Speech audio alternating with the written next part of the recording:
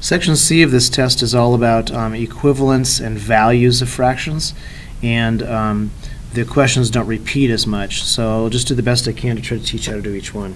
First of all, at number 12, we're not really going to use those words. You don't have to worry too much about them. What's really important here is that you recognize that if you have some sort of a graphic, you have to show both of the fractions that are in here and show that they are equivalent. It tells you they are equivalent, so you have to show it. So the first thing to do is to recognize that this top of this fraction bar, or if it was a circle or a rectangle or whatever the graphic is, you need to show the first fraction and you need to label it. So if that's 4/5, I've got 1, 2, 3, 4, 5/5. You need to label each one of these. Be really clear, because that tells me you understand where the fifths are, that you've got 4 of them. You could even do something as direct as like this and point to the 4/5. The other part is 8/10. And so if you look at this and realize, well, how would I make tenths? You'd make tenths by cutting all of these in half. And you could put a dotted line here or something because you're not using that one.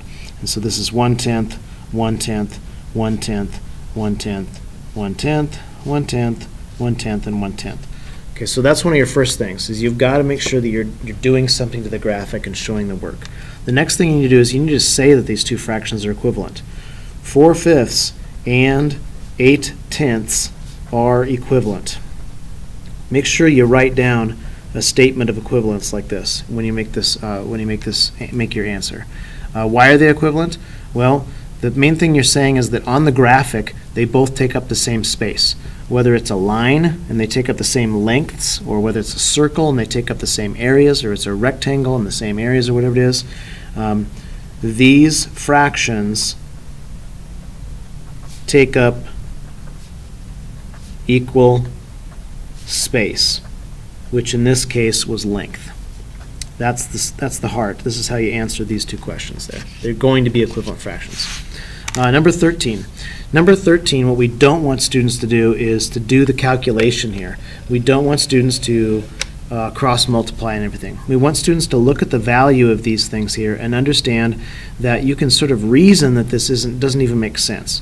For example, 1/10 is kind of close to 0. So just say to yourself, what if that was 0? It's almost nothing. It's really tiny. And 5/8 is like a little bit bigger than a half. So what if we had 0 plus a half? The answer would be a half, right? That's the sort of thinking you're doing. And 6/80 is nowhere close to a half. It's a very small fraction. So therefore, something that's not 0 and something that's bigger than a half can't equal something that's way smaller than half. So your first thing is, this is the kind of thinking you need to maybe show or rewrite there. And then if you were to write about that, you're just going to say something like this. 1/10 is very small. 5/8 is like a half. Whoops, can't see it. So when added, the answer can't be less than half. Now, just know that this is only one example, but when the test comes, you have to be doing this, comparing the fractions you see to something like 0, or a quarter, or a half, or 3/4, or 1. If you're just looking for how those things compare to one of those, you can usually put together some sort of similar equation to prove that this is not a reasonable idea. That's the desired answer. Number 14. These are all about equivalence. The first group here, you just need to make equivalent fractions. For example, if you multiply the top and multiply the bottom by the same factor, which is something we did a lot of in class, you might come up with 16 24ths, and that's your first one you can work with. A lot of students just went ahead and they doubled it again, or some students did times 3 top and bottom. Some students divided it. You could also do a division. It doesn't really matter as long as whatever you do to the top, you are doing to the bottom. So I'll just do the division. That's 4, and divided by 2, that is 6ths. So it doesn't really matter. There are lots of correct answers there. Which are equivalent to 5/4? Just be aware that if this is 5/4, you could make a mixed numeral like that. That is what 5/4 is, 1 1/4. They're going to have the same denominator, so that couldn't work. Well, they don't have to. That probably wouldn't work because the 5 wouldn't turn into a 4. But in this case, if we doubled the denominator and doubled the numerator, and that's that key idea over here, whatever you do to the denominator, you can do to the numerator if you do them evenly like that. then that's 10/4. So 10/4 is another equivalent fraction. 10/8 is. Whoops, I didn't mean to do that. So the last one, 14C here, which renames this correctly.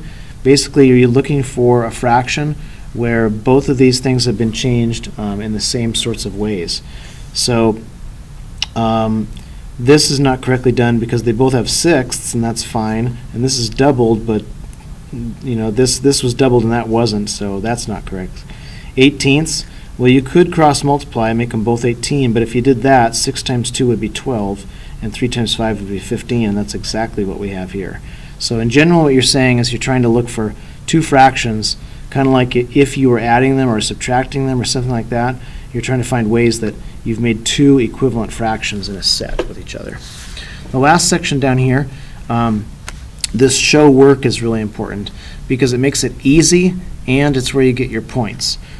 Students cannot just look at this and just kind of have a hunch. Even if they have great number sense and they're correct, they have to prove it with work on this. So here's how the proof goes. It's just simple cross multiplication. I drew this earlier in one of the other videos. It means you're going to multiply these, and then you're going to multiply this one in this direction and leave its answer over there, and you're going to multiply this one in this direction and leave its answer there. I've had some students not put the numbers, the answers in correct spots, so we'll try to avoid that here. 10 times 11 is 110. Now you could write it right underneath if you want, like that. 11